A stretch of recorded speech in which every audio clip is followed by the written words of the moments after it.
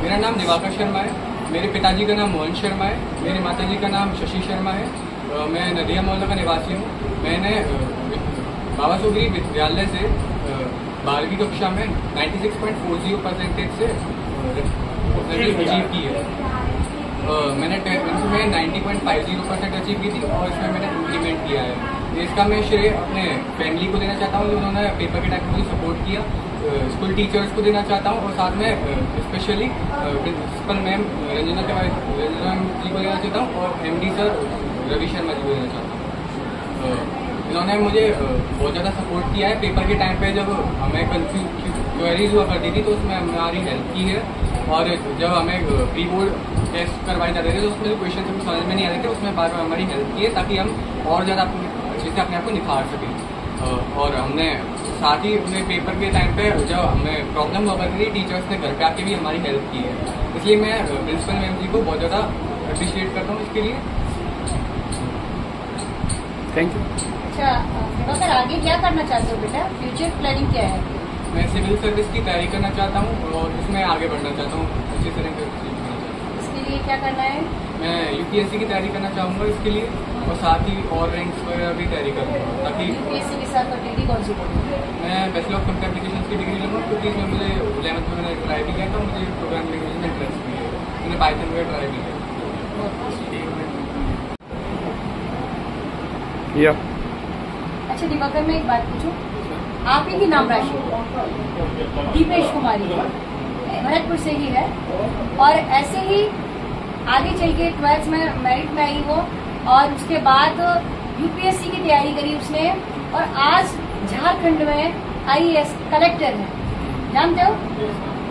तो आप ऐसी ही मिसाल देना चाहते हो, क्या करना चाहते हो? हाँ, मैं उनको उनसे मैं मोटिवेट हो गया, अपने आप को और इंस्पायर महसूस कर रहा हूँ और मैं इसी तरह आगे बढ़ के उन्हीं की तरह से अचीव करना। एक तरीके से अपने रोल मॉडल है वो दीपेश को बनाइए और उसके पास ऑप्शनल में मैथमेटिक्स की उसने तैयारी की थी उसके बाद मैं मैथमेटिक्स थी उसके पास और बहुत अच्छे से उसने तैयारी की थी।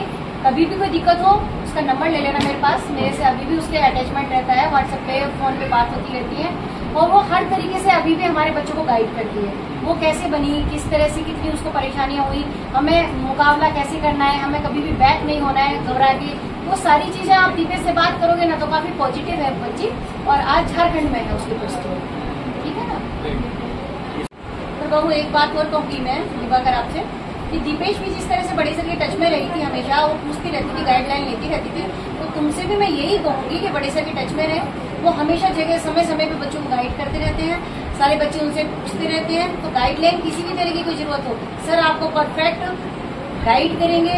कोई भी सॉल्यूशन हो, किसी तरह का कोई कंफ्यूजन हो, सर से कभी भी पूछो, फोन करके कभी भी आओ, मम्मा को साथ लेके आओ, कैसे भी आओ। आप लवानी सर को फोन कर सकते हैं, मुरारी सर को फोन करके सर का पूछ सकते हैं।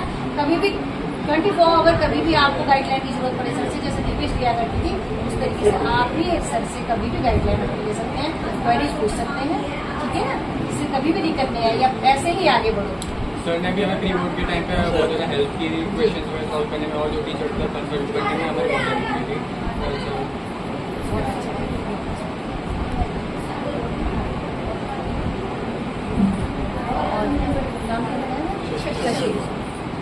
और इस समय हम लोग नदिया मोहल्ला में ही मौजूद है और दिवाकर के साथ में उनकी मम्मी है मौजूद है दिवाकर के यहाँ नदिया मोहल्ला।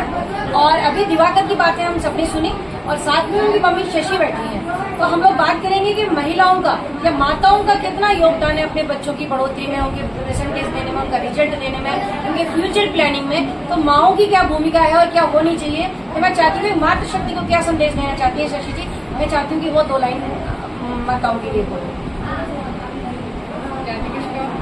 पहली बात तो ये कि मुझे बहुत अच्छा लगा मेरा बेटा मेरिट में आया और बहुत अच्छे मार्क्स से निकला है। इसमें हम लोगों का भी थोड़ा सा रहा था, इसी वजह से मैं कहती हूँ टीचर का ज़्यादा रहा था। एक्चुअली मेरे को तो टाइम होता ही नहीं, मैं टीचर चलाती तो मुझे इतना टाइम नहीं होता, लेकिन मैं तो सारा श्रेय स्कूल वालों को देना चाहती हूँ क्योंकि उन्हीं का इतना ज़्यादा सपोर्ट रहा है।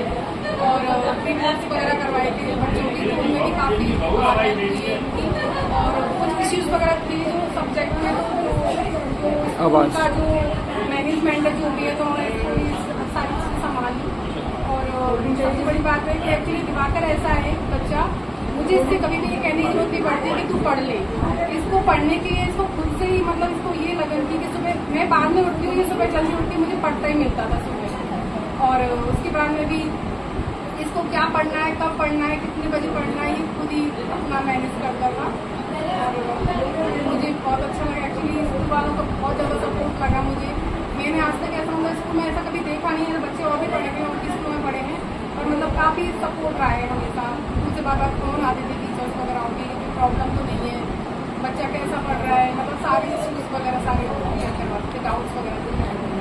अच्छा दिवाकर, मैं इसमें ये पूछना चाहती हूँ, आपके जो छोटे बहन भाई हैं जो 11 से 12 में बोर्ड में आएंगे और 9 से 10 में आएंगे बोर्ड क्लासेस के लिए और लोकल क्लासेस बचे, उनके लिए आप कोई किसी तरह का कोई संदेश देना चाहते हैं, उनको कैसे पढ़ना चाहिए, क्या है आपका जो एक्सपीरियंस है ना, एक बार वो बताएं बच्चों को कैसे पढ़े थे। अकॉर्डिंग टू मी सभी बच्चों को अपने हिसाब से जो सब्जेक्ट फेवरेट है उसमें फोकस करना चाहिए, साथ ही जिसमें वो वीक है उसमें टीचर के साथ बातें करनी चाहिए, अपने जो पर्सनल इशूज हैं उनको शेयर करना चाहिए ताकि टीचर्स आपकी हेल्प कर सकें, सॉल्यूशन हो सके। हाँ, क्योंकि अगर आप उसको आप टीचर के साथ शेयर नहीं करोगे तो टीचर्स को भी उस बारे में ज़्यादा चीज़ें पता नहीं चल पाए, ताकि आपकी जिससे टीचर आपकी हेल्प नहीं कर पाएंगे।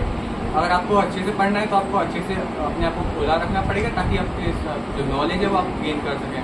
आपको फ्रेंड बनाने चाहिए अच्छे से, लेकिन एनवायरनमेंट सही रखना चाहिए अपने आसपास। सही फ्रेंड बने तो उससे ज़्यादा अच्छा रहता है, और बेकार रहते हैं तो फिर उससे एनवायरनमेंट बेकार रहता है पढ़ाई के। यानी दोस्ती ईमानदारी वाली होनी चाहिए नहीं है। कितने घंटे पढ़ते थे दिवाकर बेटा?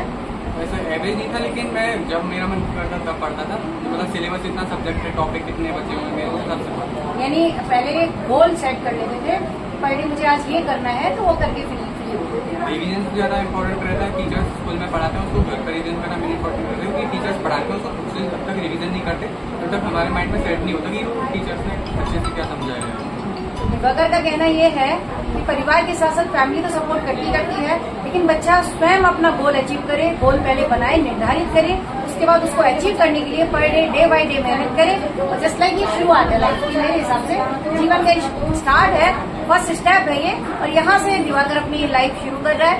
IAS बनने का सपना है इसका। मैं चाहती हूँ ईश्वर आज के दिन इसको इतना आशीर्वाद मिले सब लोगों के द्वारा कि एक दीपेश की तरीके से दिवाकर IAS बन गए। Thank you.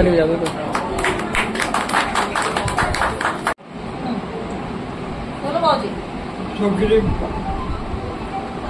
विद्यालय का हार्दिक अभिनंदन करता हूँ कि उन्होंने मेरे बच्चे का और आत्मसम्मान बनाया है।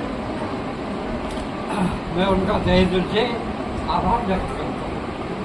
मैं सीनियर टीचर से रिटायर हूँ, 77 साल की मेरी उम्र है, और ये मेरा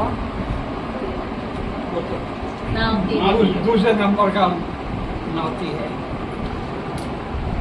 कैसा लग रहा है दादाजी आपको? कैसा लग रहा है आपको आज दिवाकर ने अच्छा मेरिट लिए?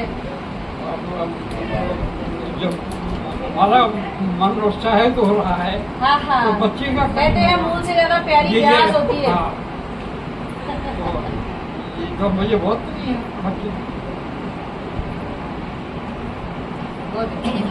आप बोलिए सर।